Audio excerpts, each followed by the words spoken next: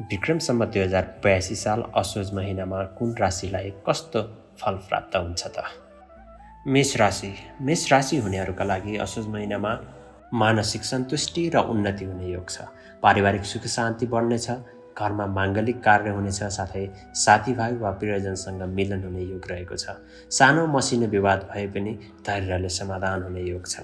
महिनाको सुरुवातमा खर्च बढे तापनि अन्त्यसम्म आर्थिक दृष्टिले पनि स्थिरता आउने योग रहेको छ। समग्रमा मेष राशि हुनेहरूको लागि असोज महिना राम्रो नै रहेको छ। वृष राशि हुनेहरूका लागि यो महिना पञ्चम स्थानमा बसेको सूर्यको प्रभावले गर्दा अलिक कष्टकर हुने देखिन्छ। शनि र राहुको प्रभावले अनावश्यक खर्च बढ्ने, गरेको काममा ढिलाइ हुने र पारिवारिक तर्क वितर्क तथा असमझदारी हुने देखिन्छ।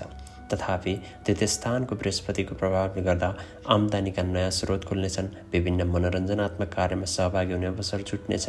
धैर्य र संयमताका साथ अगाडि बढेमा अवश्य सफलता प्राप्त हुनेछ। मिथुन राशि हुनेहरूका लागि असोज महिनामा सूर्य प्रतिकूल भएर बसेको हुँदा हाड जोड्ने दुख्ने तथा मौसमी रोगले बाधा पुर्याउने सम्भावना रहन्छ। मङ्गल र बृहस्पतिको कारण चोटपटक लगायतको भय समेत भएकाले यात्रा गर्दा तथा अन्य कार्य गर्दा विशेष सावधानी अपनाउनुहोला।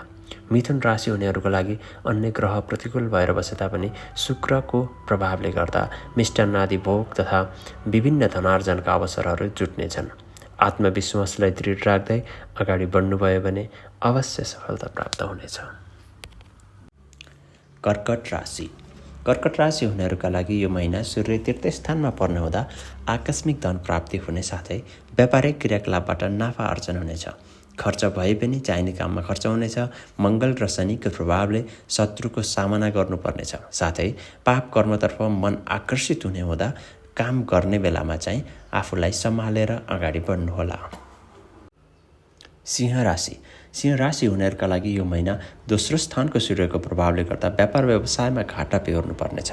खर्च बढ्ने योग रहेको छ। सोचे अनुकूल काम नहुँदा मन खिन्न होला। तथापि शुक्रको प्रभावले गर्दा ठुलो हानि हुनबाट बचाउ हुनेछ तथा आफन्त र प्रियजनसँगको भेटघाटले गर्दा मुखमा कान्ति र मनमा शान्ति छाउनेछ। कन्या राशि हुनेहरूका लागि यो महिना आफ्नै राशिमा बसेको सूर्यको प्रभावले यात्राको अवसरहरू जुट्नेछन्। तर अन्य ग्रहको कारण सोचे अनुरूपको काम नबन्ला। शुक्र र मङ्गलको कारण व्यापार व्यवसाय तथा अन्य नयाँ कार्यको थालनी गर्दा घाटा बेहोर्नु पर्ने सम्भावना समेत भएकाले विचार पुर्याएर मात्र अगाडि बढ्नुहोला। तुला राशि हुनेहरूका लागि 12औं भावमा बसेको सूर्यको कारण पीडा र आफ्नै राशिमा बसेको मङ्गलको कारण कुनै दुर्घटनाको भय भएको कारण यात्रा आदि कार्य गर्दा विशेष सजगता अपनाउनुहोला। तथापि शुभ स्थानमा बसेको शनि, बृहस्पति र शुक्रको कारण शत्रुहरूले हार खानेछन्।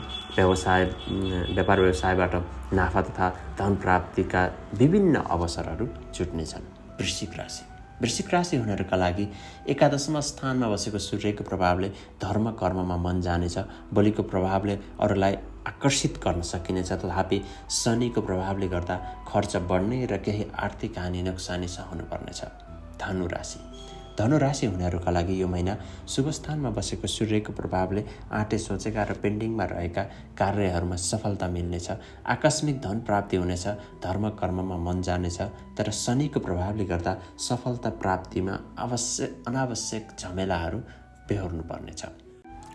मकर राशि हुनेहरूका लागि यो महिना सूर्यको प्रभावले गर्दा आस्था र धर्मप्रतिको भरोसामा आँच आउनेछ। भूतको कारण मौसमी रोगले सताउनेछ। तथापि शनि र शुक्रको प्रभावले गर्दा लक्ष्मी प्राप्ति र सुखको अनुभूति हुनेछ। कुम्भ राशि हुनेहरूका लागि यो महिना सूर्य र मङ्गलको कारणले हाड जोड्ने दुख्ने, रक्त विकार, घाउ चोटपटक लाग्ने तथा मौसमी रोगले बाधा पुर्याउनेछ। तथापि बाढीको प्रभावले गर्दा धन आर्जनका विभिन्न नयाँ आयामहरू समेत खुल्नेछन्। मीन राशि हुनेहरूका लागि यो महिना 6औं स्थानमा बसेको सूर्य र बुधको प्रभावले सुखदायक समय व्यतीत हुनेछ। आय स्रोतका नयाँ आयामहरू खुल्नेछन्। व्यापार व्यवसायबाट सफलता प्राप्त हुनेछ। तथापि शनि र बृहस्पतिको प्रभावले गर्दा आफन्तजनमा मनमुटाव हुने सम्भावना रहेकोले आफूलाई सम्हालेर अगाडि बढ्नु पर्नेछ। भाग्यले अपर्च्युनिटी ल्याउँदछ भने कर्मले त्यसलाई सार्थकता प्रदान गर्ने गर्दछ। त्यसैले भाग्यमा भन्दा कर्ममा विश्वास गरौँ। धन्यवाद।